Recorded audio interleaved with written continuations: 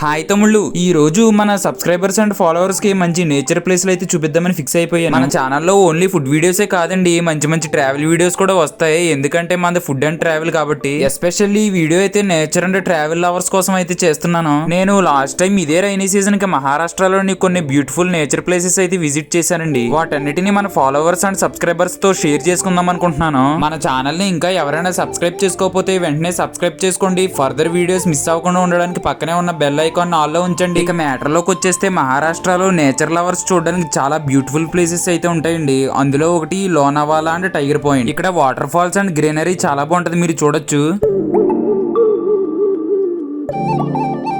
ఇక నెక్స్ట్ వచ్చేసి మన లోనావాలా అండ్ టైగర్ పాయింట్ కి కొద్ది దూరంలో ఉన్న కోరిగడ్డ ఫోర్ట్ కి అయితే వచ్చేసాం. మనకి ఈ ఫోర్ట్ వచ్చేసి ఒక 10 కిలోమీటర్స్ దూరం నుంచి అయితే కనిపిస్తుంది, ఎందుకంటే అది అంత పెద్దగా ఉంటది. మహారాష్ట్రలో అప్పటి కాలంలో పాలించిన రాజులు కోటలు అయితే చాలానే ఉంటాయండి, మనం తిరగాలి గానీ. అందులో ఈ కోరిగడ్డ ఫోర్ట్ అయితే ఒకటి. ఈ ఫోర్ట్ హైట్ వచ్చేసి 923 మీటర్స్ అయితే ఉంటదంట. ఈ ఫోర్ట్ కట్టిన డేట్ అండ్ ఇయర్ గురించి తెలియదు గానీ 1500 సంవత్సరాల క్రితం నుంచి ఇది ఉందని అయితే చెప్తున్నారు. ఏ మాటగా మాటగానండి, మన భారతదేశ చరిత్రను తెలుసుకోవాలంటే ఇలాంటి ప్లేసులన్నీ తప్పనిసరిగా విజిట్ చేయాల్సిందేనండి. ఫైనల్ గా కోరిగడ్డ ఫోర్ట్ దగ్గరికి అయితే వచ్చేసాం. మనం అయితే ఇప్పుడు కింద ఉన్నామండి. ట్రెక్కింగ్ చేస్తూ ఆ పైకి అయితే వెళ్ళాలి. వేలు పెట్టి చూపించినంత ఈజీ అయితే కాదండి పైకి ఎక్కడం. ఇప్పుడు రైనీ సీజన్ కాబట్టి పర్లేదు కానీ నార్మల్ డేస్ లో అయితే కన్ఫర్మ్ గా వాటర్ బాటిల్స్ అయితే క్యారీ చేయాలండి. ఎందుకంటే వచ్చి ఎండకి డిహైడ్రేట్ అయ్యి దారిలోనే పడిపోగలమండి. అలా అని ఇప్పుడు కూడా వాటర్ బాటిల్ నెగ్లెక్ట్ చేయకూడదు. కంపల్సరీ 1-2 వాటర్ బాటిల్స్ క్యారీ చేయడమే బెటర్. కింద నుంచి చూడడం